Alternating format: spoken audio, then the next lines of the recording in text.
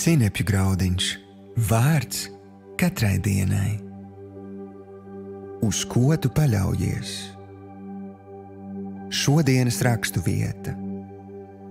Tāpēc ikvienu, kas šos manus vārdus dzird un dara, es to līdzināšu kādam gudram vīram, kas savu nāmu uztaisījis uz klints kalna. Kad nu stiprs lietus lija un straumes nāca, un vēji pūta un piesitās pie nama, tad tas tomēr neapgāzās, jo tas bija uztaisīts uz klints. Un ik viens, kas šos manus vārdus dzird un nedara, tas taps līdzināts ģeķim, kas savu nāmu uztaisījis uz smiltīm. Kad nu stiprs lietus lija un straumes nāca un vēji pūta un sitās pie nama, tad tas apgāzās un gāja viss postā. Mateja evaņģēlijas 7. nodaļa, 24. līdz 27. pants. Šodienas pārdomas.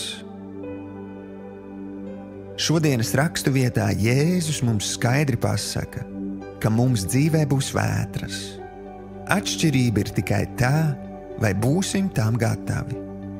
Nevelti mēdz teikt, ka nav sliktu laika apstākļu, ir tikai nepiemērots apģērbs.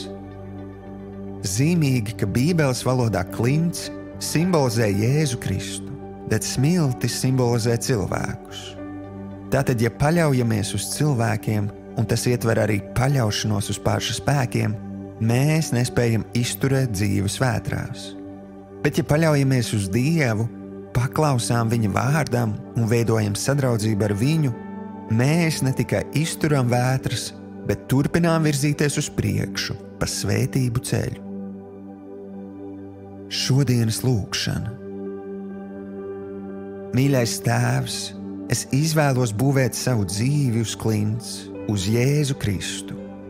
Es izvēlos paļauties uz Tevi, paklausīt Tavam vārdam un veidot sadraudzību ar Tevi.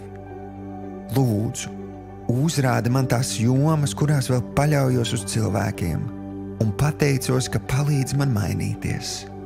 Jēzus vārdā. Āmen.